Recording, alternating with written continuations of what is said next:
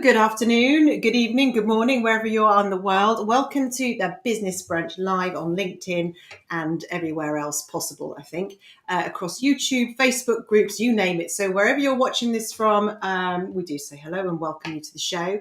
For those of you who stumbled across this by accident and thinking, what's this about? What are you going to do today? We are your working from home team. We're here to help you connect with others, learn some stuff and evolve in this rather interesting time we all seem to be living in at the moment. And actually, if you'd been with us 5 minutes ago, which you couldn't have been because we were backstage, we were having a good old chinwag about how tricky things are right now and the need for resilience and to be the best of the best, because only the best are going to survive what is coming up, which is rather tricky. But anyway, let's not start with doom and gloom. What we do is we say hello, we have a quick check-in, see what we've been up to this weekend. What have you been up to this weekend? So do say hello to us. Let us know where you're connecting in from. And also, if you're open to connecting with other people on the group, the more you know, the more people you know, the better. And then we'll go into our main topic today, which is coming from, I'm going to go the wrong way, aren't I? That way, from our marketing guru, Vanessa Ashworth. No, you are. She knows a lot about marketing. And we're going to be talking about client avatars today and why they're important for all of us, especially right now. So things in the world are out of our control. It's causing a lot of high tension. There's a lot of anxiety about what's going to happen. But for really resilient people who remain focused on what they can do, this is for you. And even if you're not one of those people, become one. Start by focusing on what you can do, which is know who are your customers, how to access them, and make sure your message is better than any of your competitors. And that's what we're looking at today, isn't it, Vanessa? I think that's absolutely it. Yes. Marvellous. I was listening. So just a quick intro from me. I'm an executive coach and I work with senior leaders, business owners, entrepreneurs, helping them develop the mindset, resilience, funnily enough, rather useful right now, and the skills to be able to achieve incredible results consistently. A little brief overview of me. I shall hand over to Vanessa and Melinda to introduce themselves, but while we're doing that, also say hi in the chat. Yes, please do say hello in the chat, and don't worry if nobody else is saying hello in the comments the way you're watching, because this does go live on something like 11 or 12 different channels. So if you're the only one saying hello, don't worry, you won't be the only one out there. We'll bring these comments onto the chat, and you'll see you aren't alone. There'll be more than one of you watching. For sure, hopefully. Yes, as well. We're all here. Yeah, indeed.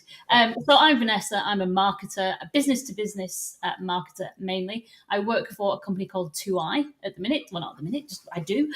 We do software testing. But my job for you, the way I can help you, is by helping you with your businesses and with your visibility on LinkedIn as well. So it's really important knowing who, especially if you're looking for a job as well. If you're on LinkedIn or on any of the other, and you're looking for a job, your ideal client avatar is actually your next or your hiring manager. So it's really important for that, as well as finding customers. So do listen in. Mm-hmm. Good point. And I've got our lovely Melinda. Yes, my name is Melinda Ward. I am the Director of Consulting Solutions and Managed Services at Helm 360, which is a software service provider primarily for the legal industry, but covers a lot of service areas.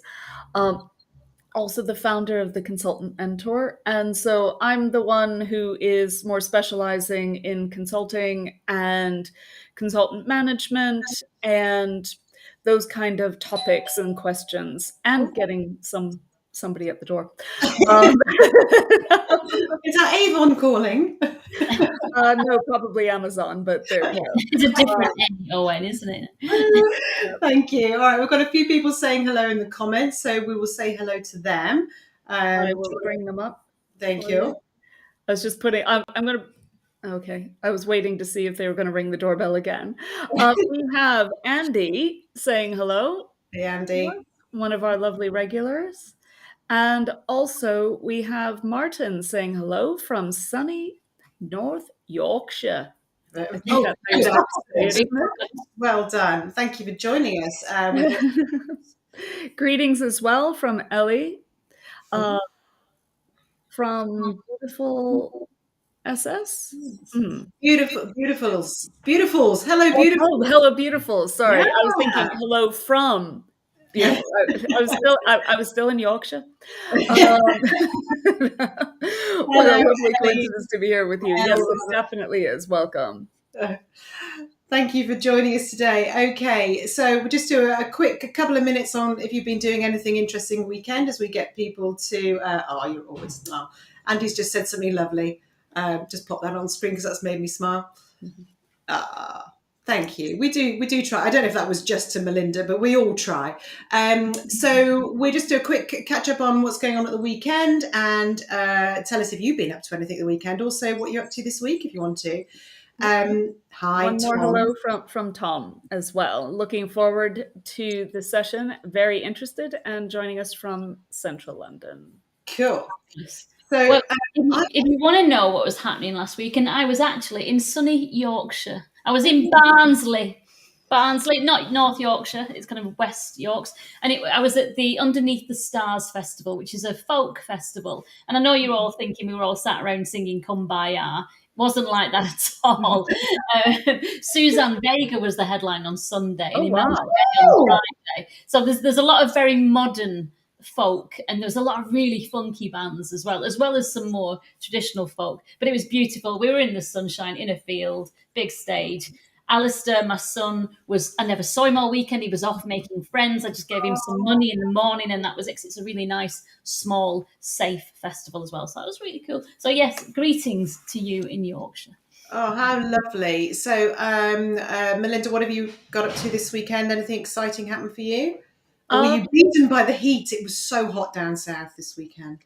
It was a bit warm. I did do some gardening though. I waited till after the highest sun had moved on, and had a carryover from lockdown days. Some friends of mine and I get together on Zoom once a month for Cake Club. So we each bake something on a theme and then bring and show it on the Cake Club. And so this week's was a carryover from last week when we had gone to Dirty Dancing. So the theme was Dirty Dancing themed bakes. So I was trying to be a little bit more creative than just do something that looked like a watermelon. So I did it was Penny and Johnny's Rum Ba Ba cake. Oh, genius. Well done. And I didn't do anything much this weekend. I mean, I did. I was editing the book. Keep getting almost close and then going 10 steps back. But I'm getting there. It's almost ready to go to beta reading. So I didn't have to. I chose to do something this weekend. Watch the self-talk, Sarah. And taxi service for parents. That's not true. That was the other weekend. Taxi service for children and did some chilling. I did chilling in the garden. Yeah, it's called relaxing. Mm-hmm. It's a new thing. Not many people know about it, apparently. No, I've heard it's supposed to become quite fashionable. I reckon it'll take off one day. But it was lovely. I've had a really nice weekend. But shall we move on to our main theme today, which is one of the ways that we can stand out as the best of the best, and whatever's happening in the world, concentrate on what we can do, which is showing up to our customers and our potential clients as the best person to work with. And to do that, we need to know who they are, right? We do. So yes, absolutely. So the ideal client avatar, what is it? And so that's what we're going to look at. We're going to what is an ideal client avatar? Why is it important? Why would you create one? What's that all about? And why would you? And then the important part, how do you create your ideal client avatar? So, like all things in marketing, these things come and go out of fashion, but nothing really changes. It just develops. But it became quite fashionable this last year or so for people to dismiss ideal client avatars and what we used to call a buyer persona, but it's kind of moved on since then.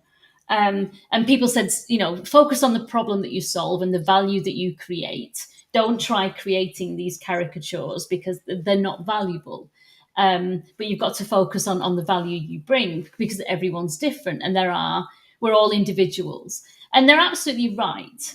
But that doesn't help you when you're creating your marketing messaging and targeting to your consumer and creating your products as well.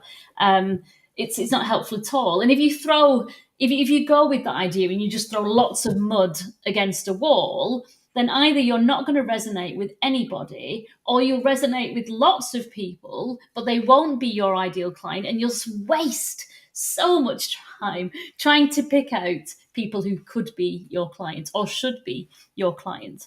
So can I ask you a question? Because I recently got into this, and I knew I could have been focusing more on who my real clients are, but I was slinging mud at the wall. And the reason I was doing it, and I think the reason a lot of people do it, is we believe that by slinging a lot of mud, we'll get more clients in. And that just isn't true, is it?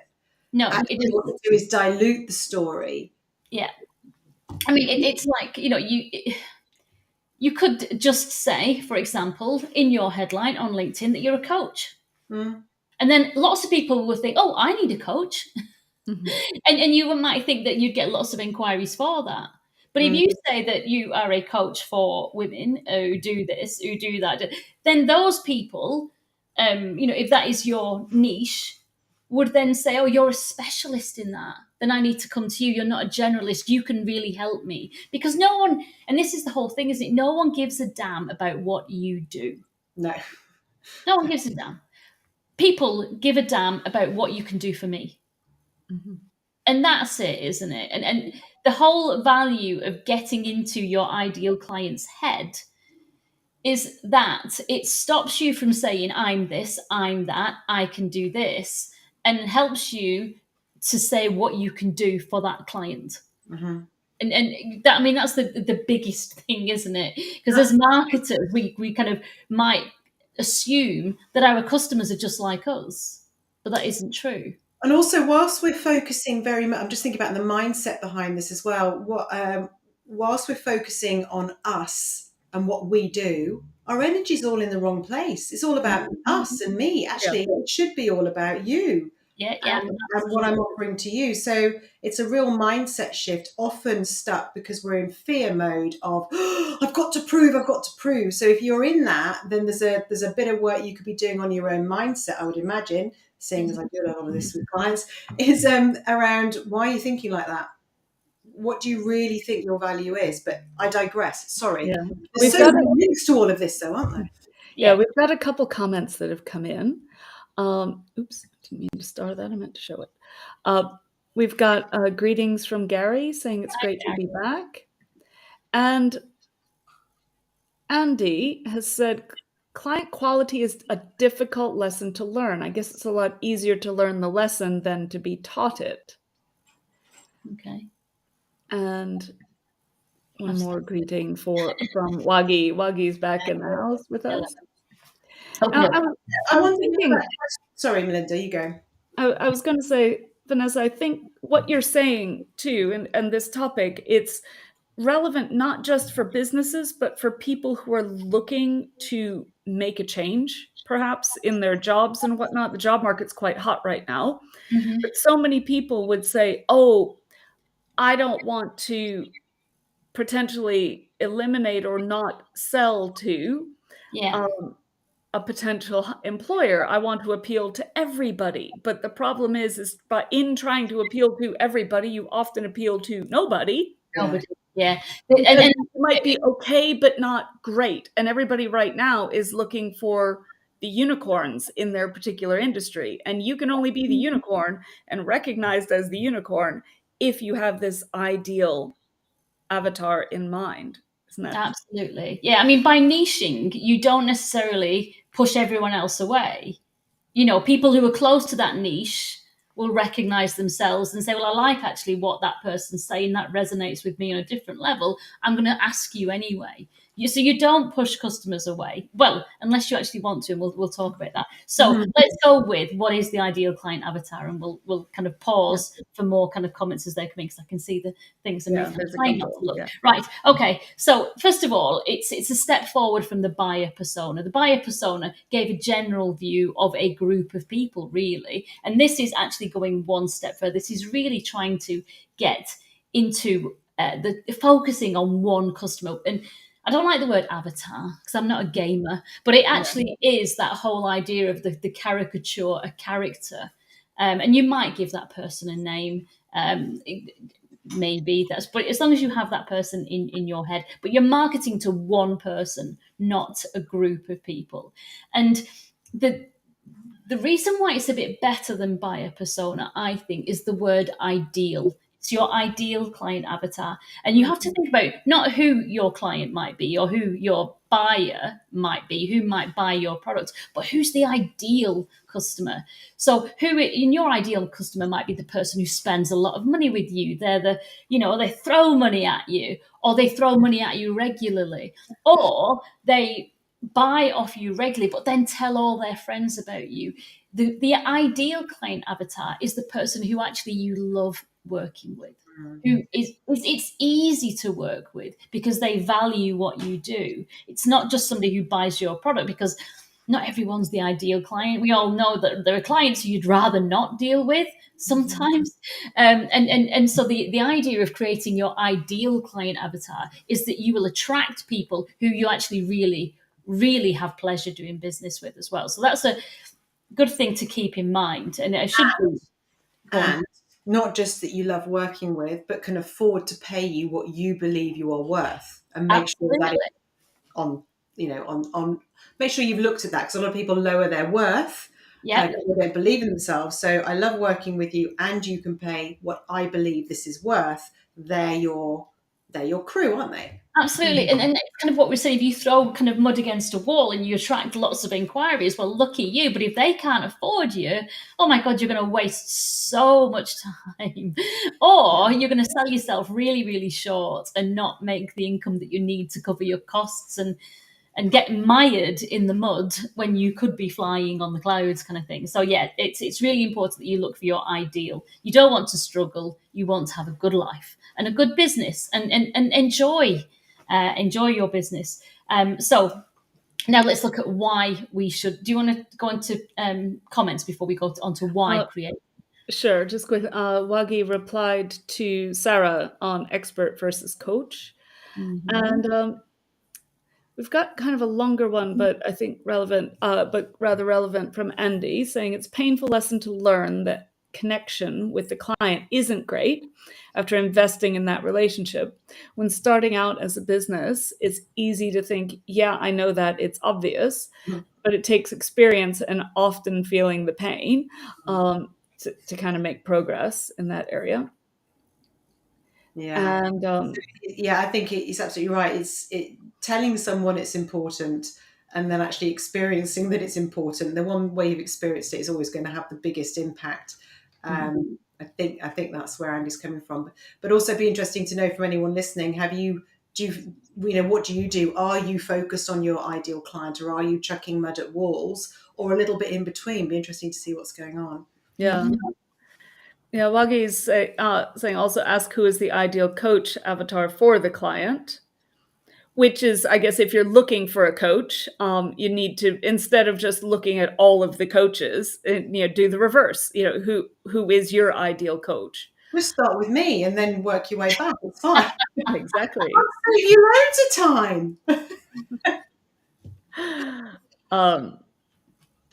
Tom is asking if specialism is a key, finding new clients with similar values, and the right mix of work for medium to long-term contracts.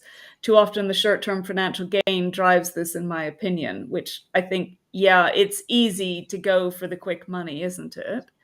And he's saying that this is from the perspective of an independent management consultant.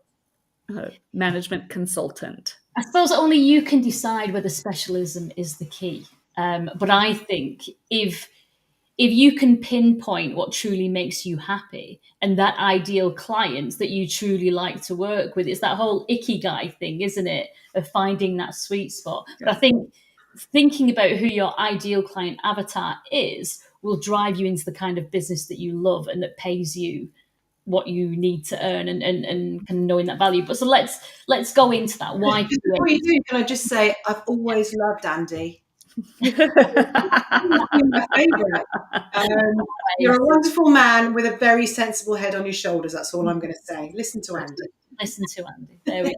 Excellent. But you're only the ideal coach for somebody, so for not everyone, as we were saying. Oh, sure, don't ruin it. Okay, so we've already said that why would you create an ideal client avatar? And we said already it's to attract clients, the right clients who are the right fit for you. But that's the big picture. But it's also how to, by identifying your ideal client avatar, you'll be able to identify more easily what your value proposition is to them, what messages are really going to resonate with them.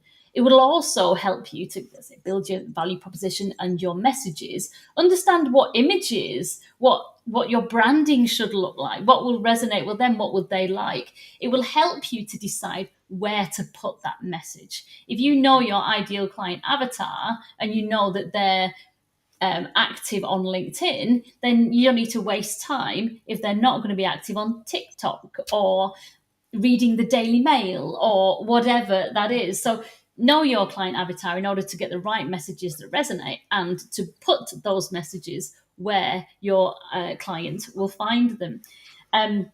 It will also help you to define that customer journey, to take them from A to Z. So once you've dropped your message where they will find it, you can build then, knowing your ideal client, what else do they need to know to become your customer? What journey can you put them on?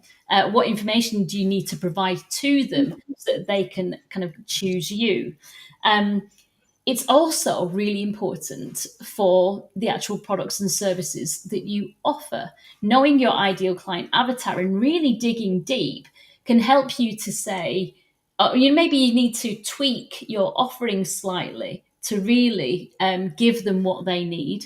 It will help you to develop new products and new services once you understand their needs better as well. So it's great for new product development as well. Oh, yeah, it helps to identify pipeline priorities, because I find sometimes the development teams in a software organization, let's say, they want to prioritize like the fun and sexy stuff. Oh, we can put AI in this, we can do that, we can do this other thing.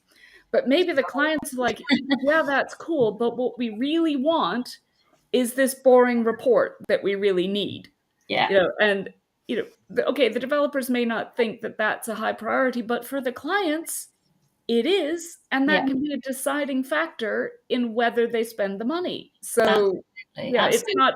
it's getting that perspective to not just be seduced by the fashion of the time and internal influences. It's being more aware of the external as well, isn't it? Absolutely, yeah. I mean, I used to work in engineering, and the engineers love to develop new products. I mean, they're innovative guys. They want to solve problems, but they would often solve problems that perhaps didn't exist, or maybe they existed a bit, but nobody had the money to pay for.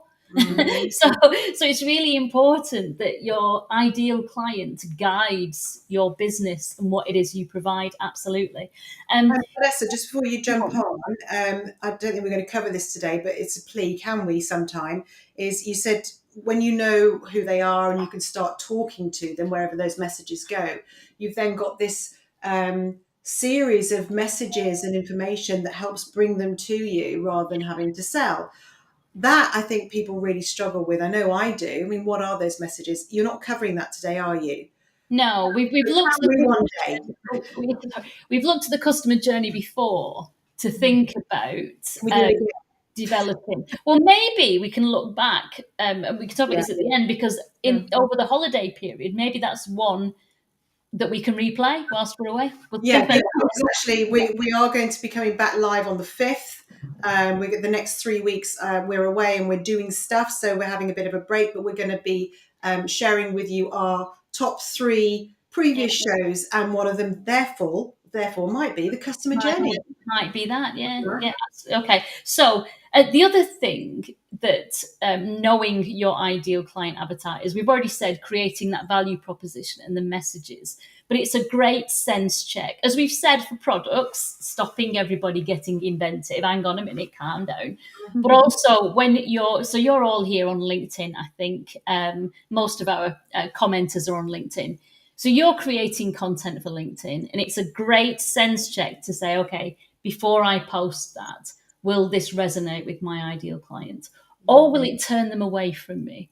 There's the value, do you want to go viral, or do you actually want to convert customers? Because those two posts aren't usually the same. So there might be a strategy with LinkedIn. You might want to go viral and post. Everyone loves a vulnerable post, don't they? Everyone loves that kind of baring your soul kind of moment. They're really popular on LinkedIn. But what will your ideal customer think about it? I know mine wouldn't like it. So I'm not going to bare my soul. And next week when I go on holiday, I won't be posting pictures of me in my bikini. I won't. Sorry. Start me on that. I know, but it depends who your ideal client avatar is. If you are a middle-aged woman and you're marketing yourselves to other middle-aged women, and it's all about stepping into your power, and everybody is a beach body, and I am going to show myself as my true self, and people will, and other women might celebrate that and say, yes, I want that kind of strength and confidence. That might resonate, but not for me, because that's not my ideal client avatar. That somebody seeing a picture of me in a bikini, doesn't matter what it looks like, but they're going to think, I don't respect you for that. and so it's and the same with vulnerability. It might mean that it goes viral, but is it really going to get you customers, or is it going to turn people away? So the intent is really important, and I think the ones that we're talking about are there purely to push numbers because they've got things to promote, and actually it's a viral business that will make that person money. Whereas, it's each to their own, isn't it? Absolutely. And you might, if you're thinking about setting up your own business in the future, you might think, now I'm going to go viral now and do this because I need to build up my connections. I need to build up my reach. And then maybe a few months down the line, you might clean up your profile and your posts because you want to hide that stuff, but you've got the reach now, and now you're going to start being more targeted to your ideal client avatar. It's a strategy. But many people who create on LinkedIn will tell you that the posts that reach thousands of people don't often convert. No. The ones that they think didn't work at all, that reached 300 people, 400 people, 500, they're the ones that brought in the inquiries. So you might want to mix and match it, but sense check always. Will my ideal client avatar unfollow me because of this post? Will it resonate with them? And it can help you as well, because you ignore that this is not Facebook brigade. You don't have to worry about that at all. You need to think, will it resonate with my ideal client? For example, I do personal posts. You'll often see some of my older videos. I'm walking through the woods talking about marketing whilst also looking for mushrooms. And you might think, well, where does that sit with your ideal client avatar? But my ideal client avatar is a middle-aged, middle-class person, usually male, has a family, works hard during the week, gets out into nature at weekend. They might be a bird watcher. They're interested in nature. They like rambling and things like that. They probably aren't into mushroom foraging themselves, but they'll think, well, that's interesting. She's into nature and she knows about nature. She knows about marketing. This is interesting. This is quirky. I might want to pick up the phone and have a conversation with her. So again, thinking about your ideal avatar and their life in and out of work will help guide your content. But we'll come to how to create the ideal client avatar in a minute. But the other thing I want to say about why create one is what we've kind of almost said. By creating your ideal client avatar, you will also learn who is not your ideal client. And so there might be something in your messaging where you can actually turn away people who won't be a good fit as well. So that's an interesting way to Yeah. think about it as well. Careful with that one, because you don't want to seem to be wanting to push people away, but there are kind of obviously subtle ways of saying that this message is for these people, but it's not for those. So That makes sense. I'm thinking about some of the messaging that I have in mind, which is I work with high achievers. Mm. It doesn't mean that I don't respect anyone who isn't a high achiever or isn't looking for the next thing. But actually, my thing is working with people who want to go up, up, up, up. If you want to stay static, I'm not the coach for you, because that's not what I love doing. So it's back to what I love and what I'm good at and what my purpose is all about. So yeah, it effectively, if people say, well, I don't want to grow. I don't have a growth mindset. I just want to figure out what's going on now. That's for someone else. Yeah. Makes perfect sense. Very good. Because like again, you could help somebody doing that, but it wouldn't fill your heart with joy, would it? So, it's not where I will excel, because I don't love doing that. Yeah. And it doesn't match my values either and what I want to do. So yeah, makes sense. Good. Are there any other comments before we go into, because we'll go into next how to create the ideal client avatar? Okay, there's just one from Muggy. So he's saying that the ideal client, that is, means that I deal with the client to get win-win status. Yeah. So it's who he wants to deal with, who he wants to do business with. Yeah. Ideal. Very good. Play on words. Oh, wait, before you go on. Hold on, my favourite person's commenting. Let's go to Andy.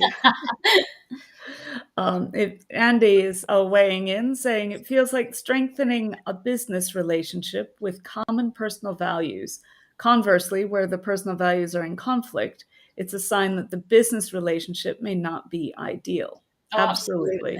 Yeah, no, of course I'm going to agree with Andy, because he's my very well said. But he's absolutely spot on. You think about you being out mushroom picking. It isn't about that. It's about your vivaciousness. It's about your friendliness. It's about your energy. And if there's not a match of energy, if people want someone much quieter who isn't going to hula hoop while talking, because you've done that too. Then of course, you don't hula hoop. Don't want to do this.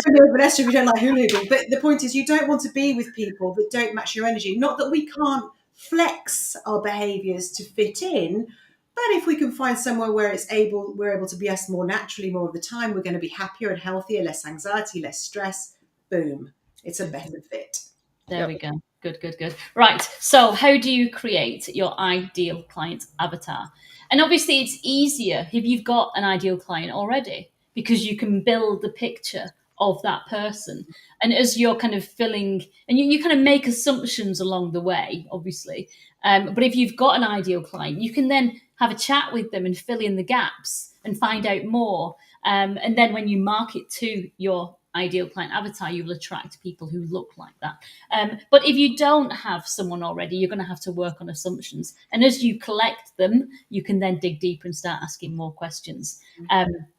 But I think, especially if you're B2B, okay, start with the bigger picture. But even if you're marketing to entrepreneurs, again, think about the business first and then move to the actual client, the actual person. So think about the sector the business is in, the size, the turnover, the location. Then think about the company's goals. Does the company want sales growth, profit growth, new clients? Think about their goals. Then think about, I'm going to go through this quite quickly because we're running out of time. Think about, what does the company do? So what actually services or products do they provide? What do they have to do to run their business? Think about what the company's pains are. What makes it difficult for them to do business? And then think about, what are the gains? This is more about you then. What do you, or your company, what do you provide that enables them to provide that business? Okay, that's the big picture. Now think about your professional ideal client avatar, the professional side. What do they do to enable their business to do business? So what are their pains then and their challenges? And then you can think about, what are the gains? So what is it that you provide that enable them to do their job? Okay. So that's where you're kind of getting more personal. What are their pains? What are the things on their shoulders that you can come and lift off for them? Right. That is very personal. But it's all about that bigger business aim and the bigger business pains and goals. That's where you start. Isn't it also personal goals? Because if you can hit the Coming to that next. We'll come to sorry, oops. okay, so that's the kind of person that, and then also think about, that's what's on their shoulders.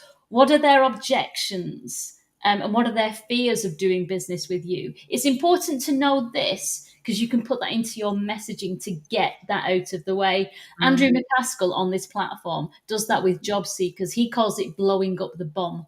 If there's something on your CV or a gap in your CV that you know when you're going into an interview, that's a problem for the interviewer. He calls it blowing up the bomb, putting it on the table right at the beginning. Let's deal with this and get it out of the way. You might want to understand you do want to understand what your ideal client's objections and fears are of doing business with you so that you can deal with it in your messaging.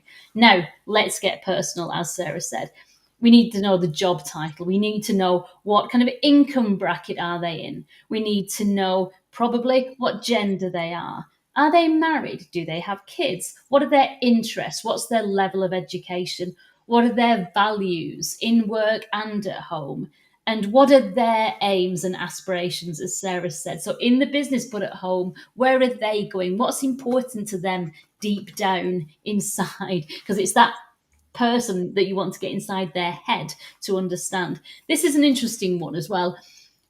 If you really want to get into that person's head and it really helps you form a picture of your ideal client avatar, what is their quote?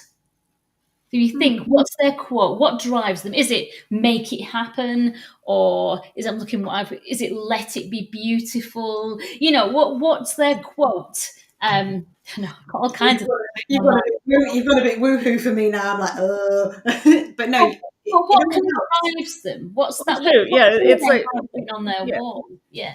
What do they resonate with? Because obviously, if you understand what resonates with your ideal client as a message, then you can pitch your message in the same vein. Exactly. Stand out, stand proud. There you go. Yes. Yeah. Mm-hmm. So imagine, so stand out, stand proud. That's. I mean, it's beautiful, isn't it? It's perfect. So if you can picture that your ideal client is that, it helps you to understand them so much more, doesn't it? You've got a real picture of who this person is. So then the next bits, you've got the bigger business, you've got their business side. Then we're going into the personal, the real kind of deep in their head stuff. Next is really important. How do they consume information? What books do they read? What magazines do they read? What websites do they look at? What are their favorite websites? How do they consume news? Where do they get their news? What social media channels do they frequent? And how do they frequent them? Do they just scroll and look? Do they comment? Do they create? So which social media channels are they on and how active are they there? What blogs or what kind of blogs do they read? What podcasts do they listen to? If your ideal client is a runner, if one of their interests is a runner and they consume podcasts, that's really important because that time you'll have them all to yourself. So what conferences, what events do they frequent? And you might kind of find then interests. If they love food, for example, you might be able to curate an event where you invite them to a dinner with like-minded people. This is really important. So then who do they listen to or who do they consume information from as people? Who are their influencers, gurus, the industry spoke people, the thought leaders? Who do they listen to? That's all important. So imagine if you know. While the dog's barking, can we just say hi to Danny? Yes, sure. Let the dog finish doing its thing. Hi, Danny. Hi, Danny. We missed you too. And of course, you need to go and look at Danny's profile to see this on there. Happy bees make tasty honey. Fabulous, right? The dog's calmed down. It was the postman, but can you imagine if you know your ideal client avatar so well that you create a podcast where the title of their podcast is Stand Out and Stand Proud? It's their quote. If in the write-up for that podcast, you're talking about the values, their aims, and their aspirations, and you're talking about the challenges that they have. When you drop that advert for that podcast where they will see it, they will think, oh my God, that's serendipity. Somebody has created a podcast for me. That's not serendipity, that's marketing, because the person who wanted to reach you has created content to find somebody just like you. And that's why you should have an ideal client. Oh, And you can save so much money too, because if your ideal client isn't on a particular platform, as you say, you wouldn't advertise that podcast on, TikTok, Snapchat, whatever, if that's not where your ideal client would go. Maybe their kids are there, but they're not. So, why spend the money? And there are plenty of people who will say, oh, just, advertise on all the channels. But why? I could ask 2i, for example, to give me a huge budget for next year, and I could ask the Kardashians to talk about software testing and how we're great at it. It would reach millions of people, but not one of them would want software testing services. you need to speak to the Kardashians. But who cares? Personal gain. If I find the right industry influencer, if I find a very well respected CTO somewhere who would talk about us, it makes such a huge difference. Massive. Yeah, I mean, there you go. Andy, yeah. Oh, I love Andy. That's such a great quote, Vanessa. That's fantastic. Well done, Andy. She did focus on me. No, it's absolutely brilliant. And can I just say, I mean, for those of you that have not watched the Business Brunch before, or you catch this on replay, right now everything is harder, costing more money. And I said right at the beginning, and we were talking about this before the show, how important it is to be your very best right now, not to get dragged down on things that you cannot control. This is something that you can do, you can control and show up as the best in your business doing it. But we're giving you this for free. And I have to tell you, if Vanessa was doing this as a consultant, that would have cost you a shit ton of money to learn all that. So if you've loved this, Melinda does the same in her area. I do the same with my area. We're consistently giving you stuff that we hope will help you. No, we know will help you. Maybe not now, but in the future. So if you liked it, tell us what you're liking. Tell us you're going to come back in September, because we share it. Please share this. Tell people. I mean, this is, let's help more and more people. Obviously, you don't want your competitors to know about this, but actually, let's work with an abundance mindset, because everybody's getting more and more closed and insular right now and scared. So let's be abundant. Let's share. Let's give things to people to help everyone be their best. You can still be better at it than anybody else. But now is the time to learn and do everything you're doing just a little bit better. And I, for one, I mean, as ever, I've written loads of notes, but Vanessa, that has been so super helpful. I'm really grateful for that. Thank you. You're welcome. You're welcome. Yeah, and it's such broad information. I mean, obviously, it's not just business to business reality. It's all of our communications. If we are trying to reach people, which, to be frank, when you're posting on social media, you are trying to reach people, whether it's for personal things or for professional things. So, but thinking of who you are wanting to reach and why can only increase your success. Absolutely. And the reason we don't do it is, as we've said before, is fear of, I'm going to minimize the net. No, that's not true. But it's also, this takes hard work. And I know that because I've been doing it for the last few months. When you start doing it, but your bells are going off all over the place. But we don't do it because it's going to take effort, and our brains don't like effort because we think we're going to die. That's not true, but it's just old way of brain working. So work through it, just commit to doing it. And I'm going to keep doing it and keep refining it and keep asking Vanessa for help. Fabulous. Right, we're nearly running out of time. So as we said earlier, if you were with us a bit earlier, we're going to take a bit of a break.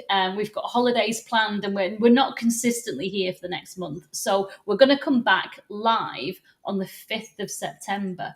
What we will do in the meantime, at the same time, we'll play some of our past business brunches. So if there are any that you missed that you'd love to see or that you'd like to hear again, do let us know. But we will try and find like the best, what Sarah thinks is the best mindset session that she's did. I'll try and find the best marketing session that I have done so far. Melinda is going to find the best consultant strategy session as well. But if you have anything in particular that you might want to address, or maybe we will do, because it came up in conversation, the customer journey map one. I'm not sure. I'll have to find. But also we'll look at what's most relevant for now. You know, what are the what are the pains of Andy? You know, what does he need right now? Let's look at our customers or our clients that are joining this show, and what do they need right now. Let us know what else you want to cover. This is your show for you. We keep asking, no one tells us, so we keep making things up. I mean, it's great, but tell us, what do you want to see? What do you want to hear? What do you want to learn about? What's going to really help you be the best of the best as we go through a very turbulent few months, possibly years? Let us know. Oh, Danny, we love you. Danny, you can have lots of favourite children. So pick 5 of them. Just give us a list. So how far back do your show recordings go? November last year. November last year. When we started. So we're nearly at a year. We're going to do something for our birthday, a big celebration. And I did moot the idea with the ladies that we'd go live on a road show, and they weren't sure. But I'm going to talk about that again. So would you want us to do a road show? Say yes. Look after yourselves, everyone. Thank you for joining us. Vanessa, you've been amazing. Yes, thank you. Amazing comment wrangling. And anyone that's watching, thank you for joining us. And we will see you all on the 5th, but we'll be here for the next few weeks just through the power of hosting. Yeah. Have a great summer break, folks. And we'll see you in early September. Take care, everyone. Take care, all. Bye.